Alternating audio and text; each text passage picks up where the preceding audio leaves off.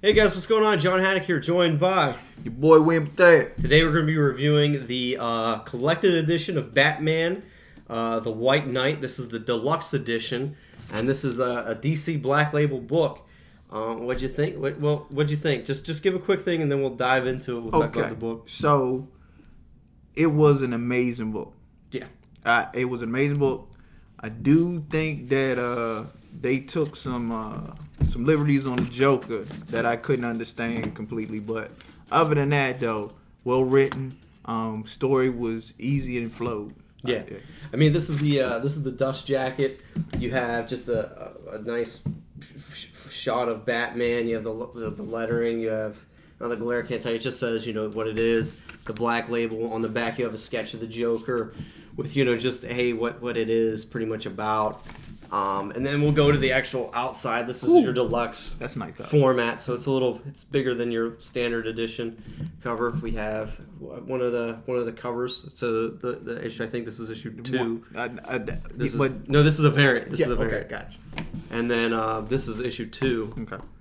So, but yeah, I mean, like he said, this was an amazing read, and I really enjoyed it. And the thing that really got me upset was, when this book came out, me and you didn't pick it up. No. Because it came out during a time when there were so many Black Label Batman books. Mm-hmm. You had Batman Damned, you had Batman the Last Knight, you had this, and then you had the weird like Joker book, Harley Quinn books coming out. Yeah. And me and you kind of were like, we're not going to get into it. Too much Batman. And we just felt like it was oversaturated. And man, did we make a mistake. Okay. Yeah. Okay.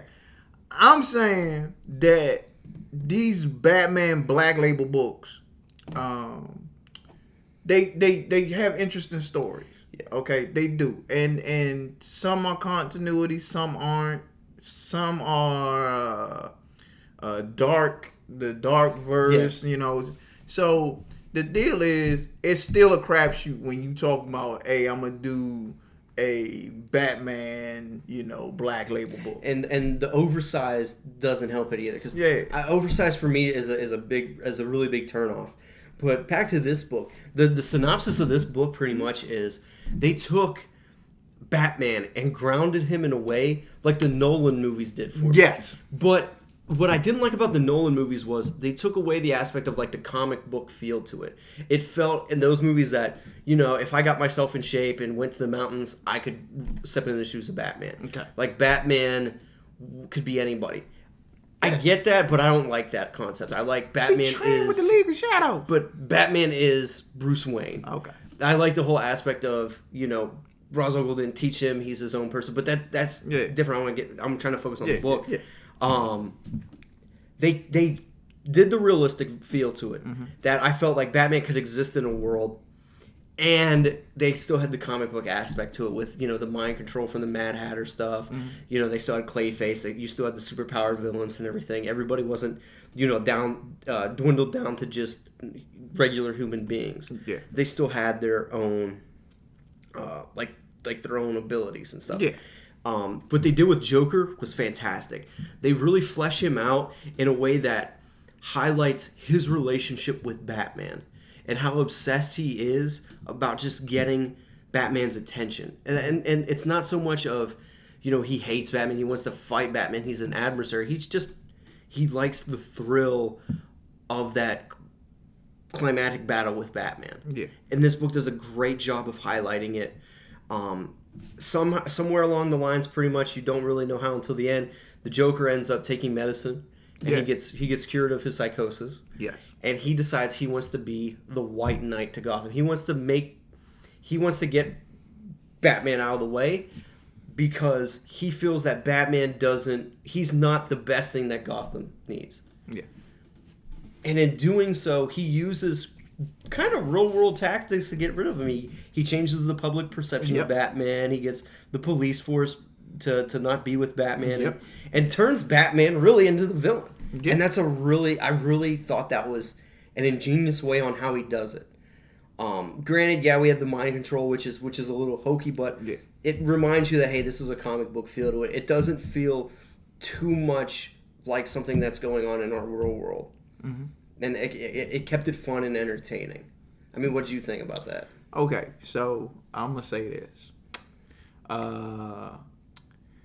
This showed me that it was supposed to be a Joker is really Batman's equal and not Batman's nemesis. Mm-hmm.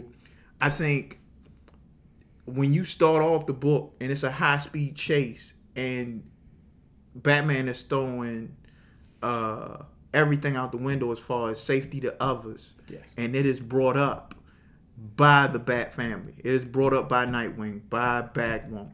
It's brought up that, hey, you are being reckless. Jim Gordon is like, hey, you're being reckless. All right. Because come in hindsight, you find out that Alfred is dying. Alfred is extremely sick. And this is putting a lot of pressure on Batman. Yeah. And he is working with Mr. Freeze to try to figure out a way to help Alfred. Now, Mr. Freeze is not only dealing with his trauma and his issues and his wife's issues, but now has the relationship of Bruce and Bruce's relationship with Alfred. So now he's a part of the dynamic of the Bat family, but the Bat family doesn't know to what extent this is going on.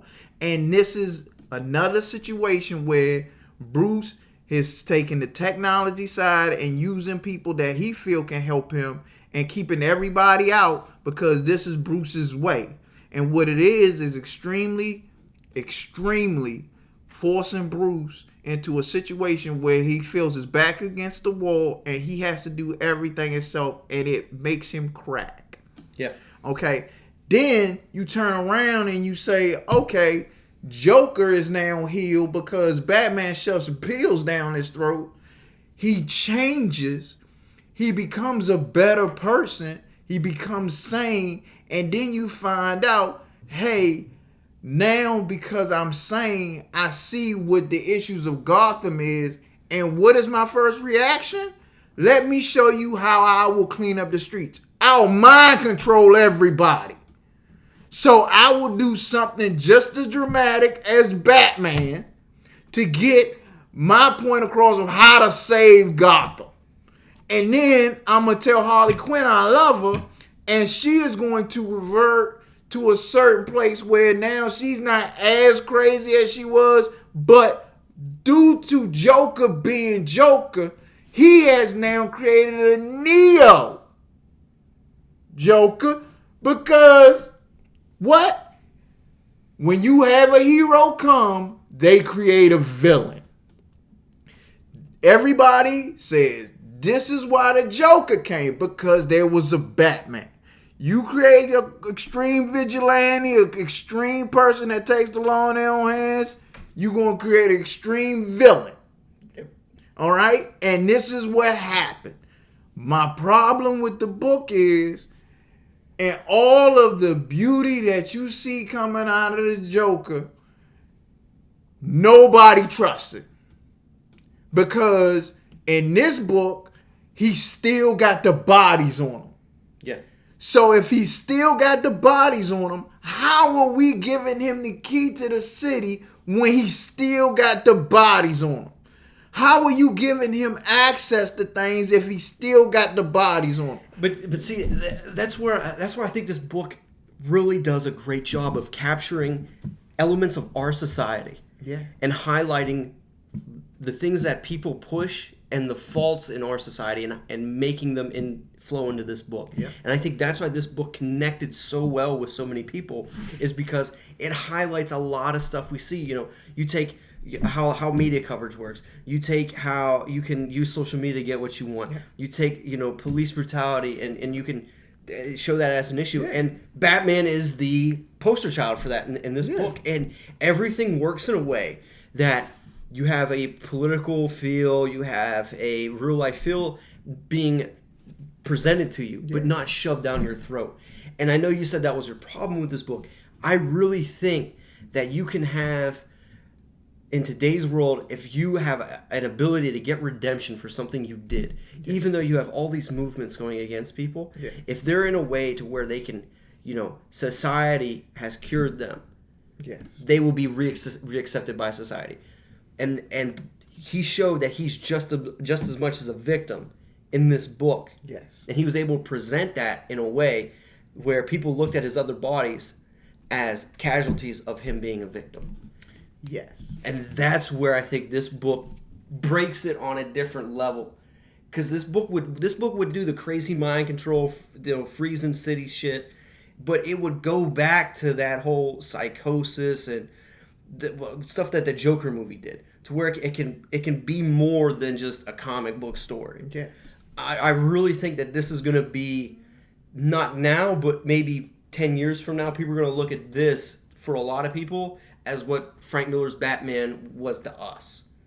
It gave you a Batman that was able to break the mold and tie in stuff that was going on in our world, because that's what that movie, that book did as well. You had Ronald Reagan, you had the Corto Maltese stuff, you had the Cold War, all that stuff being forced into this world and being regurgitated to you in a way that didn't make you feel like, oh, I'm just getting told all this stuff again.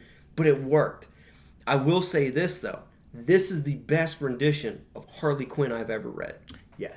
I agree on that. I was like, this book has some of the best characters ever. I like the subtle changes. I like that Jason Todd is still alive and he didn't come back to Bruce, because Bruce is destructive. And it makes sense. Like, being Batman, you have to be mentally challenged. Like, you have to be mentally broken. There has to be some kind of mental challenge in your head that you have to overcome to do this shit. And it presents that in such a good way that he's broken just as much as the Joker. And guys, I'm telling you, me and B, this is one of those books that you can read, and there's so many callbacks to the movies. They talk about the McGregor syndrome. That's a callback to Batman and Robin. You see all the vehicles from the animated series, 1966 series, all the movies from Nolan now till the Bat vehicles. I love them. They're all in it. There's so many cool callbacks. There's great nostalgia. There's one of the best Batman stories I have ever read in my entire life. This is in my top 3 of Batman stories. This is up there with Long Halloween, and probably, Frank Miller's Batman hasn't aged the best, but it's still something up there that Long changed Halloween the game. Was amazing. And it's up there with those. I picked up part 2. I haven't read it yet.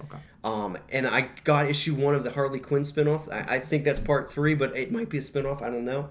And I cannot wait to dive into that book.